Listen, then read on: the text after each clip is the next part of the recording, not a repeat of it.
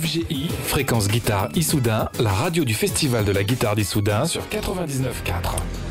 Et avec le plaisir qui est habilement réservé à ceux qui dirigent l'affaire, je reçois Gérard Sadois. Ça va, Gérard? Ça va. Juste avant la fin du direct.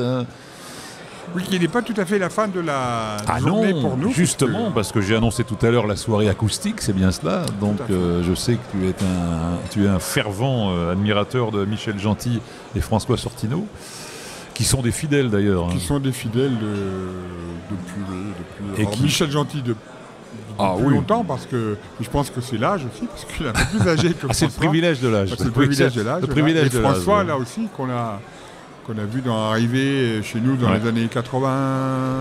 Qui a grandi chez nous. 16, quelque chose comme ça. Il avait des cheveux à l'époque. Alors, lui aussi. Voilà, je l'attendais, celle-là.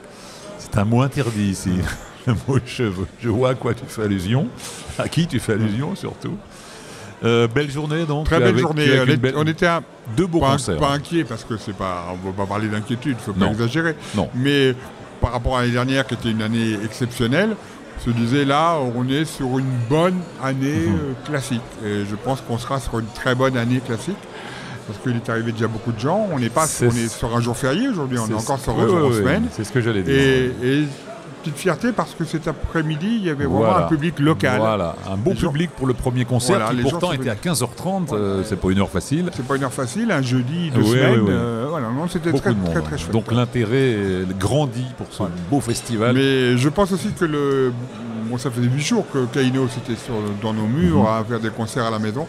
Et je pense que les gens ont eu envie de les revoir, de les réécouter. Je me demande bien pourquoi d'ailleurs. Parce que c'est agréable, parce que c'est bien. Très très chouette. Parce que c'est chouette, oui, vraiment. Et puis Jean-Baptiste Hardy Trio, lui a joué une musique différente de ce qu'il a fait la semaine. Parce que la semaine il était en solo, donc il a fait là du fingerstyle avec différents styles, mais c'était effectivement des... Donc ce fut une belle journée. Demain démarre. Non, ce fut une très belle journée. Pardon Gérard. Et tu es un très grand organisateur. Donc demain démarre la scène ouverte. Demain démarre les stages d'abord à 9h. Ah oui, le stage. Alors c'est pas chez nous, mais le stage. C'est vrai. À la maison d'expression des loisirs. Et puis ici, démarre à 11h. Voilà. La scène ouverte jusqu'à 12h30. Qui est quelquefois un marchepied pour une carrière plus longue.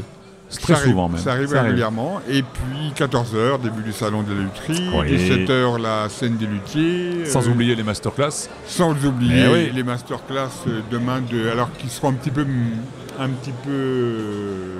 modifiés du fait de l'absence d'Alice Botté qui est blessée. Et puis Yuri qui est près de nous. Et je l'ai vu. Donc Yuri de Grotte devrait arriver devant les micros d'ailleurs pour nous. Et on terminera l'après-midi, cette journée avec lui. Et puis notre ami Kermit aussi compléteront la chose. Ça sera un grand moment. Ce sera déjà du spectacle. Ça sera un très très grand moment. Ah oui, si Kermit est dans la place, attention. Et puis donc la scène des luthiers, et puis Max et les ferrailleuses demain soir, sur la scène du Dadgad, et puis grande soirée acoustique demain soir avec Thibaut Covin, et puis le duo Bernardo Sandoval, Serge Lopez. Ce ne sera pas une très belle journée, ce sera une merveilleuse journée.